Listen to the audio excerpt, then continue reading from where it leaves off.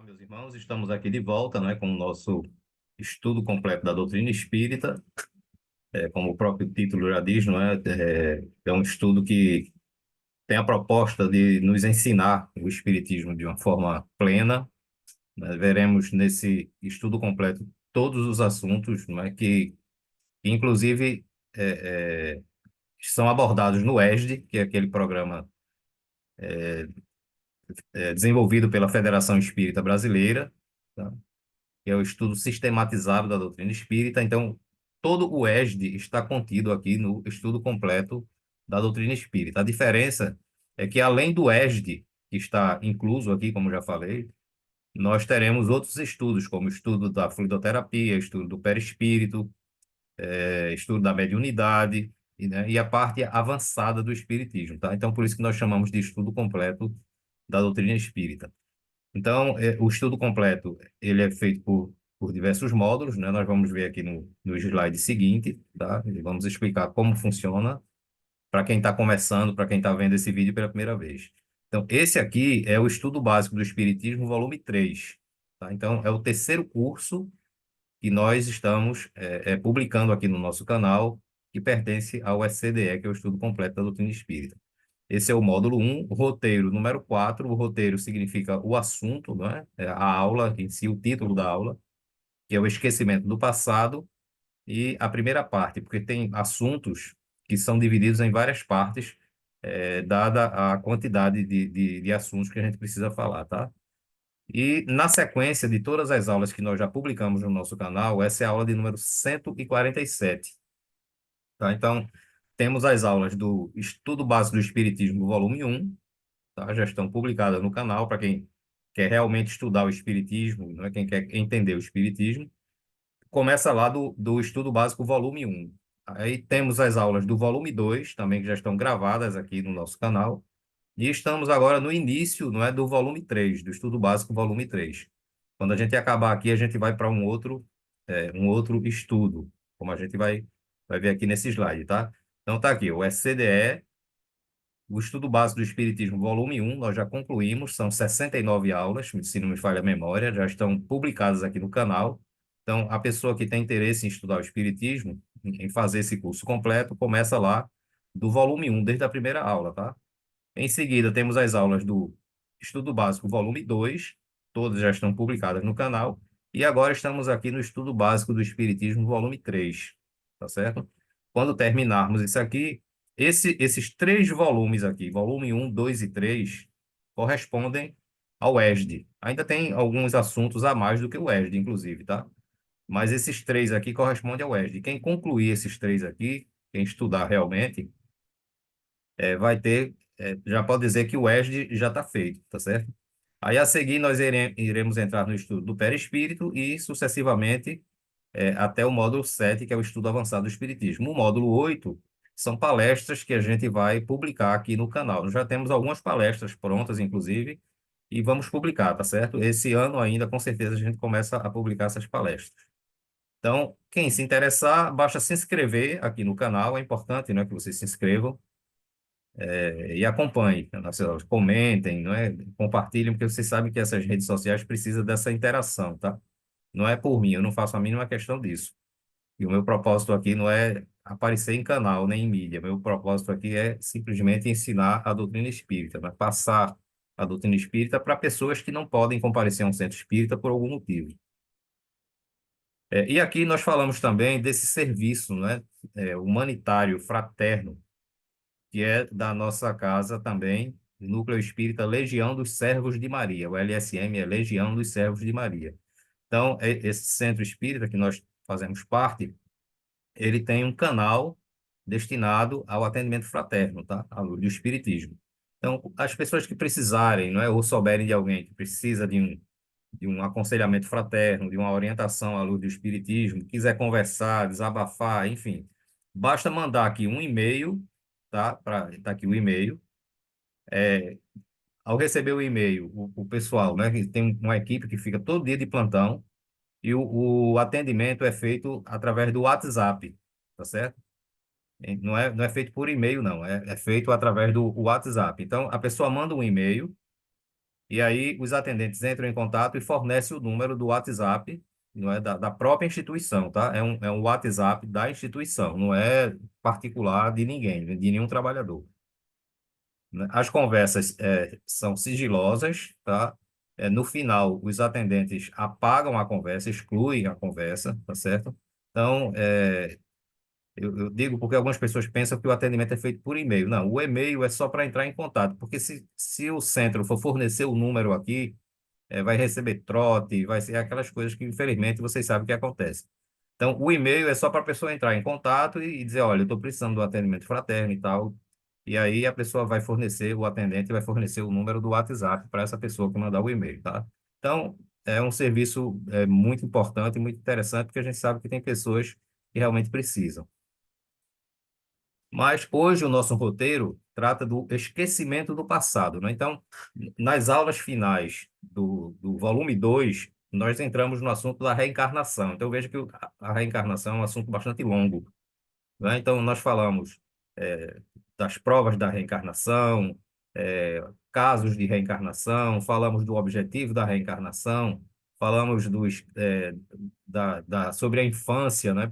Por que que o espírito precisa passar pelo processo da infância. E outros assuntos agora que eu não me lembro, porque eu sei que o assunto de reencarnação é extenso, são vários temas. E esse aqui é o esquecimento do passado, porque as pessoas questionam, mas por que que a gente esquece? Por que que a gente não lembra, né? Então, vai aqui as explicações de por quê, qual a necessidade do esquecimento do passado, tá? Então, mergulhado, eu vou regulando aqui a imagem para não atrapalhar aqui. Mergulhado na vida corpórea, perde o espírito momentaneamente a lembrança de suas existências anteriores. Então, esse esquecimento, ele é momentâneo, tá? A gente, quando reencarna, a gente tem um esquecimento temporário, não é, das nossas experiências passadas, que a gente vai ver o motivo mais na frente, tá certo? Então, esse esquecimento é temporário. Algumas vezes ele conserva uma vaga consciência dessas vidas e em certas circunstâncias podem ser reveladas. Então tem pessoas que conseguem lembrar de alguns aspectos, né, de reencarnações passadas, de experiências passadas.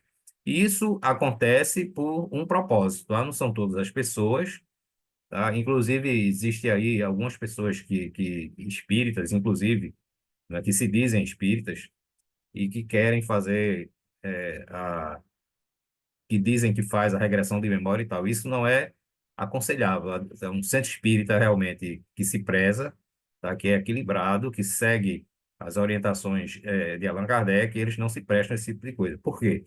É simples. Se fosse para a gente lembrar, a gente já nascia lembrando, tá? Deus já fazia com que a gente lembrasse. Então, se a gente temporariamente não lembra das existências, é porque tem um propósito, tá certo?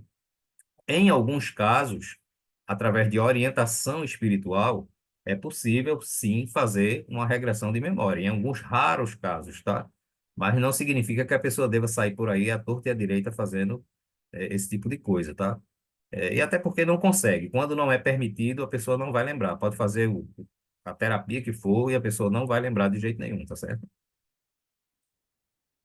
As revelações são pertinentes aos espíritos superiores por um fim útil, ou seja, quando a pessoa se lembra de alguma coisa, normalmente é com a permissão dos espíritos superiores que tem um fim útil, ou seja, os espíritos superiores só permitem que a gente lembre de alguns detalhes de reencarnação, tá? E isso para pouquíssimas pessoas, isso depende muito da situação de cada caso, com um fim útil, não por curiosidade. Então, eu quero saber o que eu fui no passado. Não vai lembrar. Os espíritos superiores não vão permitir isso daí, tá certo? O esquecimento do passado não é um obstáculo à melhoria do espírito. Eu vou minimizar aqui. Não é um obstáculo à melhoria do espírito, tá? Então, aquelas pessoas que perguntam, não é por que é que não lembram, a gente diz que isso não atrapalha em nada, muito pelo contrário, né? Isso ajuda muito e a gente vai saber nos próximos slides por que que ajuda muito, tá? Mas prejudicar não prejudica. Todas as experiências serão lembradas no momento oportuno. Então, quando a gente retornar ao mundo espiritual, essas não são todas as experiências. A gente não vai lembrar de todas as encarnações que a gente teve. A gente vai ter lembranças, as lembranças que são mais importantes para a gente poder programar a reencarnação seguinte, tá? Então, é assim que funciona. Só quando a gente chegar na condição de espírito superior é que a gente vai poder lembrar de tudo que a gente já passou. Mas, na nossa fase evolutiva, a gente só vai ter lembranças das coisas que são importantes, aquelas que precisam ser trabalhadas em futuras reencarnações, tá? Algumas são relembradas no plano espiritual quando da programação reencarnatória, foi o que eu acabei de falar, né? Então, algumas informações são relembradas para a gente poder planejar a reencarnação seguinte. As tendências atuais estão ligadas às experiências do passado, que precisam ser trabalhadas. Então, por exemplo, se a gente pode não lembrar das coisas do passado, mas aquilo que é forte em nós, aquelas tendências que a gente tem, e cada um sabe as tendências que tem, revelam aquilo que nós programamos para trabalhar nessa encarnação. As tendências são isso. São as lembranças que, na verdade, não são lembranças, não é? São lembranças que passam pelo nosso consciente, mas são focos de energia que precisam ser trabalhadas. Então, elas vêm como tendência, né? Então, cada um se analisando e vê, eu tenho uma tendência para esse tipo de coisa, eu tenho uma tendência para aquele outro tipo de coisa. Então, essas tendências são exatamente as experiências anteriores que a gente programou para trabalhar agora nessa encarnação, certo? As vicissitudes da vida corpórea constituem a expiação das faltas do passado e provas com relação ao futuro. Então, todas as dificuldades que todos nós passamos nessa encarnação, na encarnação atual, fazem parte, não é, das provas e das expiações que nós estamos passando em virtude dos erros cometidos no passado, tá certo? Nos depuramos e nos elevamos se as suportarmos resignados e sem murmurar. Então, quando a gente sabe que tem pessoas que passam por situações dificílimas e algumas dessas pessoas, veja que elas são resignadas, não é? Elas passam com hombridade, elas passam fortes, né? Não se deixam abalar por mais difícil que seja a situação. E não ficam reclamando, tá? Então, essa condição é que faz com que a gente se depure e nos eleve.